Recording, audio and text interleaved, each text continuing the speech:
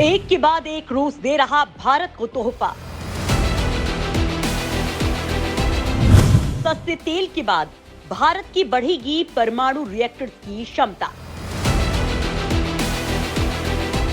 रूस ने नया फ्यूल मॉडल किया ऑफर, अमेरिका के तेवर हो रहे ढीले।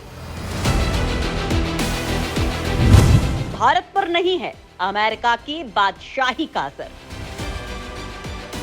दोस्तों, रूस ने एक बार फिर साबित कर दिया है कि वो भारत का सच्चा और पक्का दोस्त है। पहले उसने भारत को सबसे सस्ता तेल बेचा और अब वो उसकी परमाणु रिएक्टर्स की क्षमता बढ़ा रहा है। दरअसल रूस ने भारत के परमाणु ऊर्जा संयंत्रों को न्यूक्लियर फ्यूल साइकिल के लिए नई तकनीक और समाधानों की पेशकश की है। इसके पीछे उद्देश्य कुडनकुलम पावर प्रोजेक्ट में रिएक्टर्स की दक्षता बढ़ाना है। रूस का ये फैसला भारत के लिए बहुत बड़ा कदम है। उसने इसके लिए रूस का धन्यवाद भी जताया है।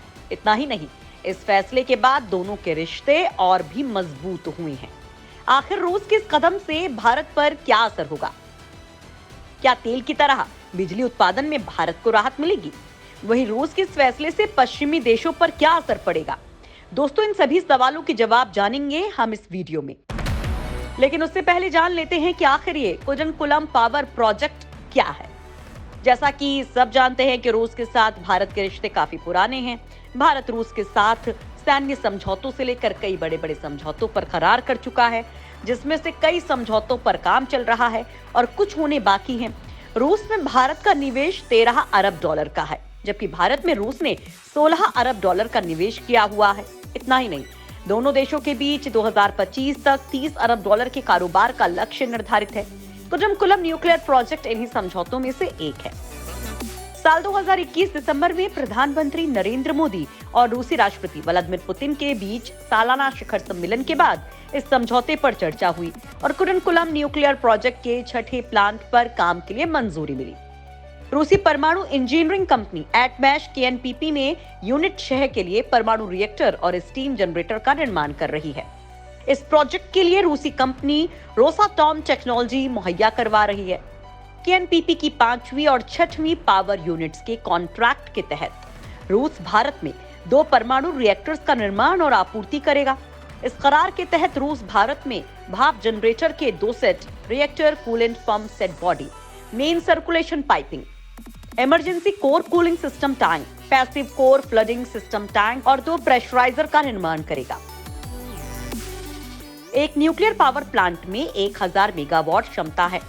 दोस्तों, आपको बता दें कि भारत सरकार ने परमाणु पावर प्लांट के निर्माण के लिए साल 1988 में सोवियत यूनियन से करार किया था।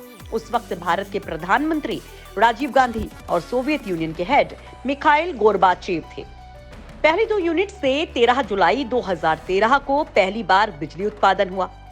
जून 2017 में भारत और रूस के बीच 5वीं और 6ठी यूनिट के लिए जीएफए पर हस्ताक्षर किए गए और जून में ही रूस ने कुडनकुलम में 5वीं परमाणु ऊर्जा यूनिट का निर्माण शुरू कर दिया। वहीं 6ठी यूनिट की साइट पर काम चल रहा है। लेकिन जब यूक्रेन रूस के बीच जंग शुरू हुई तो कुडनकुलम न्यूक्लियर प्रोजेक्ट के काम प्रभावित हुए। अब इस पर काम फिर से शुरू हो गया है। रूस ने यूक्रेन में जारी संघर्ष के बावजूद परियोजना के लिए महत्वपूर्ण कंपोनेंट्स की आपूर्ति जारी रखी है। अभी हाल ही में जब भारत और रूस की दोस्ती को 75 साल हुए, तब इस मौके पर हैदराबाद में एक सम्मेलन आयोजित किया गया। सम्मेलन में हिस्सा लेने के लिए रूस के रोसाटॉम निगम के ईंधन प्रभाग TVEL में रिसर्च और डेवलपमेंट के वाइस प्रेसिडेंट अलेक्जेंडर उग्रमोव ने शिरकत की थी। इस सम्मेलन में अलेक्जेंडर ने कई नई तकनीक का अनावरण किया। इसके साथ ही रूस ने भारत के परमाणु ऊर्जा संयंत्रों के न्यूक्लियर फ्यूल साइकिल के लिए नई तकनीकों और समाधानों की पेशकश की है। रोसाटॉम ने कहा कि समाधान कुडनकुलम में मौजूदा VVER 1000 रिएक्टर्स और निर्माणाधीन रिएक्टर्स की दक्षता बढ़ा सकते हैं। दोस्तों, आपको बता दें कि 2 रूसी डिजाइन किए गए 1000 मेगावाट के दबाव वाले वाटर रिएक्टर वर्तमान में कुडनकुलम पावर प्रोजेक्ट में चालू हैं और 4 और रिएक्टर तमिलनाडु में साइट पर बनाए जा रहे हैं। रोसाटॉम ने कहा कि नई टेक्नोलॉजी कुडनकुलम बिजली संयंत्र इस साल की शुरुआत में TVEL ने कुडनकुलम में पहले से सप्लाई होने वाले UTVS मॉडल की जगह अधिक एडवांस TVS-2M फ्यूल को इंडिया को उपलब्ध कराना शुरू किया था। नया ईंधन रिएक्टर को 18 महीने तक ऑपरेट करने देता है, वहीं पुराना रिफ्यूलिंग साइकिल 12 महीने के लिए था। रोसाटॉम ने कहा कि टीवीएस 2M मॉडल ईंधन ज्यादा विश्वसनीय है। अलेक्जेंडर ने कहा कि 5% से ज्यादा संवर्धन के साथ परमाणु ईंधन की शुरुआत से VVER 1000 रिएक्टर 24 महीने के लंबे ईंधन चक्र के लिए काम करने में सक्षम होंगे और यूनिट के जीवन चक्र पर महत्वपूर्ण आर्थिक प्रभाव पड़ेगा। एक विस्तारित ईंधन चक्र का अर्थ ये भी है कि पावर प्लांट को ईंधन भरने के लिए रिएक्टर्स को कम बार रोकने की जरूरत है। उन्होंने एडवांस टेक्नोलॉजी फ्यूल के विकास पर भी प्रकाश डाला। ATF एक नई जनरेशन का ईंधन है जो सुरक्षित है। रोसाटॉम रूसी ATF कार्यक्रम को भी लागू कर रहा है, जिसमें VVER 1000 रिएक्टर में नई ईंधन सामग्री का विकास और परीक्षण शामिल है। रोसाटॉम अन्य समाधान प्रदान करने के लिए भी तैयार है, जिसमें रूस में खर्च किए गए परमाणु ईंधन का प्रसंस्करण और सामान्य थर्मल न्यूट्रॉन रिएक्टर्स के लिए यूरेनियम प्लूटोनियम ईंधन की आपूर्ति, विशेष रूप से हल्के पानी के प्रतिष्ठान जैसे VVER शामिल हैं।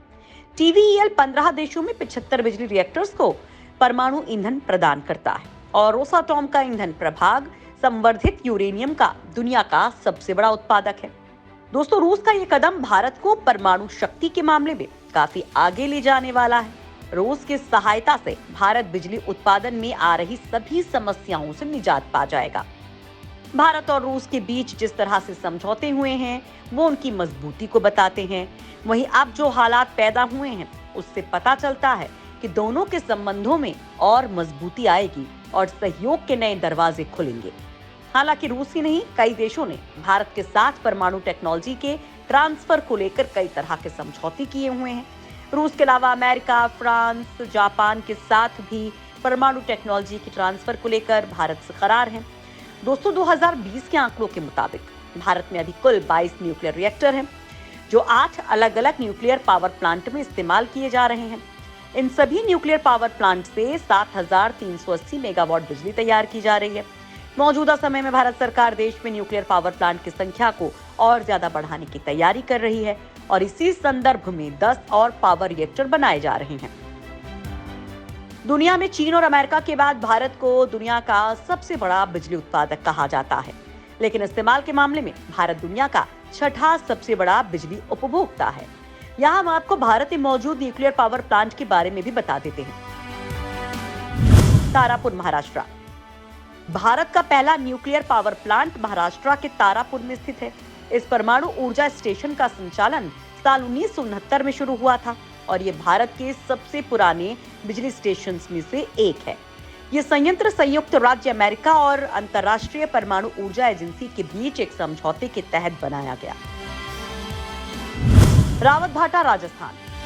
रावतभाटा का पहला रिएक्टर दिसंबर 1973 में 100 मेगावाट की स्थापित क्षमता के साथ चालू किया गया था।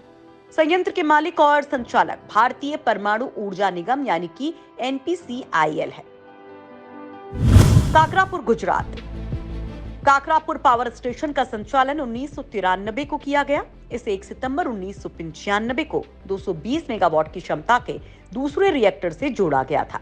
ये भारत के गुजरात राज्य के व्यारा शहर में स्थित है। कैगा, कर्नाटक। कैगा परमाणु ऊर्जा संयंत्र कर्नाटक के उत्तर कन्नड़ जिले में काली नदी के किनारे स्थित है। कैगा परमाणु ऊर्जा संयंत्र में परमाणु रिएक्टर्स की कुल 4 इकाइयां होती हैं। इस स्टेशन से उत्पन्न बिजली केरल, कर्नाटक, तमिलनाडु, आंध्र प्रदेश और पुडुचेरी को आपूर्ति करती है।